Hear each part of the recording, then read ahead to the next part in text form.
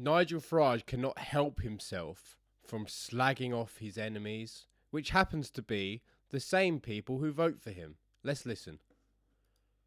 A few weeks ago, Nigel, with all of the furore around Rupert Lowe, people were saying, this is it, this is going to be, this isn't just a dent in the Reform Party, this is going to destroy the Reform Party. And over the weekend, people were saying, Rupert who? Yeah. It doesn't appear to have made any sort of impact, despite it hasn't made any sort of impact. Okay, listen to this. The reason it didn't make any impact is because we have nobody else to vote for. So we have to vote for reform, and we're going to be voting for reform because we love our country, not because of Nigel Farage.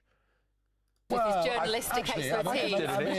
Even though I work here, I'm going to be critical of GB News. GB News covered this story obsessively, as if it was some huge story. It's all his fault. It is a huge story. You had 5 MPs and you lost one of them. That is 20% of your MPs. You lost one of the 5 MPs. You were supposed to be a solid 5 people. You know, and you lost one of them because you fell out. It is a big story, and it still is. And it was never a huge story. It was one person who would increase... One person. He's an MP. He was 20% of your entire fucking party. They've been heading in a different direction from your chairman made it a big story by calling in the police. Well, he did do that. Do you think that was a good idea? Nigel Farage, I'm going to challenge you. I'll pass on that. There we are.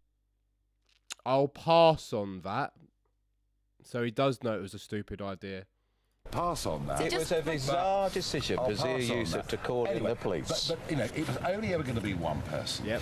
And who was that called that out? Well done to whoever called that out there. What it really tells you is that X is not the real world. Yeah. Correct. You know, Twitter, as it was. Sure, but I'm a real person. I'm a real person. Yeah, I'm right here. Do you know, when you get problems in life, we're real. The best thing is to confront them. Would you have him back now in the party, Rupert Lowe, after all of this? He wouldn't want to be back. Is there a way back for Ben? Over my dead body. Well, he wrote a piece saying you... Over my dead body? That's a bit weird. Sounds like a bit weird. Didn't deserve your victory, did you see it? I mean, I'm sorry, you get these small, very insignificant people who say what you think, Nigel. Who think they're more important than they are. They're frankly nothings. There you are. Yeah. What is he doing? Why is he doing this? Why is he doing this? Why do you hate us, Nigel? Why do you hate us? We just want you to be on our side. We're still voting for you. And we just want you to, like, not fucking slag us off every time you go on the TV. Yeah. And I mean, you know, I don't mind people sounding off. I don't mind people disagreeing with me. I never have done. As long as there's some fundamental... It's weird then that everyone that disagrees with Nigel Farage never gets to talk to Nigel Farage, be in the same room as him ever again, isn't it? It is strange. Where's Gerard Batten? Where's, like, all of those UKIP people you used to hang around with? They don't seem to like you anymore. Rupert Lowe and Ben Habib don't like you anymore. Mental underlying loyalty. Weird. And that's the one thing I demand. Yeah. You just kept the ship steady, it seemed, as an observer, when all of the headlines were about... Reform was going to win no matter what. Oh, God. We just need... We're going to vote for anybody that isn't Tory or Labour. Like, do you not... Everyone knows this. Rupert Lowe and Ben Habib, and whether this was a split in the political right. You just kept your hand on the tiller, it seemed, and you just carried on in that direction towards those local council elections where you've swept the board by any... Oh, because the rest of it takes time for things to catch up to the public, and the way that you're acting, Nigel, is going to catch up to the public. And that by-election. Were you confident, Nigel, all the time throughout that process that it was going to go that way? Of course. Well, I was confident that Rupert Lowe and the alt-right Tommy Robinson supporters on X, here he goes. Much of a benefit to it. Here he goes. Here he goes. Throw us under the bus some more. The alt-right Tommy Robinson supporters of X. No, I'm a British Englishman voter. I'm an Englishman. I can vote. I want my country to be English, that's all. I'm not a alt-right Tommy Robinson supporter.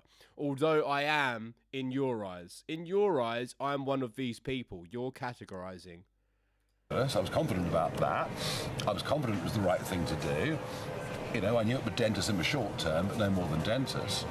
But, you know, I mean, look at the image of the party now. You know, we now have 2 very prominent women in the party. We have... So Andrea Jenkins No. is the mayor Yeah. of Is Lincolnshire. he- Andrew James. Oh my God, is he actually going to say he's got a black trans woman next? What the fuck is he doing? Jenkins and Sarah Sarah. Pochin. So we have 2 prominent women now amongst the sort of top half a dozen team in the party. We have a chairman who's a very brilliant man, Zia Youssef. He's a It's Muslim. like calling in the police. He's a Muslim what? who calls the police on when you his do as much friends. it's all well and it's easy for journalists. Just sit at the back. of You the wouldn't room have done it. and You chuck bricks. wouldn't have done it. All you lot do. All you lot Nigel, do is chuck You bricks. wouldn't have done it. When you're someone at the front line doing Yeah. stuff, you do 100 things. Yeah. You might get one wrong. Yeah. You know. Right. So we've got and who happens to be a member of the ethnic minorities. Not that that's why. So he's there. Zia's actually made a massive mistake. He's embarrassed you, and you're gonna let him off because he's your friend, because he's diverse and he's posh. More importantly. So yeah, this is just posh boy Nigel Farage throwing the working class under the bus once again. He hates us, mate.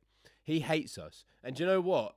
It's really, really difficult, but I'm going to still do it as it stands. I will bite my tongue and my inside of my mouth and my finger and anything else I can chew down on, and I will vote for Nigel Farage in 2029 unless there is a better option. I'm hoping there's a better option, to be honest, at this point, because I am really not going to enjoy voting for this absolute class warrior, this upper class prick who looks down on us. I really can't stand it. I really can't stand it.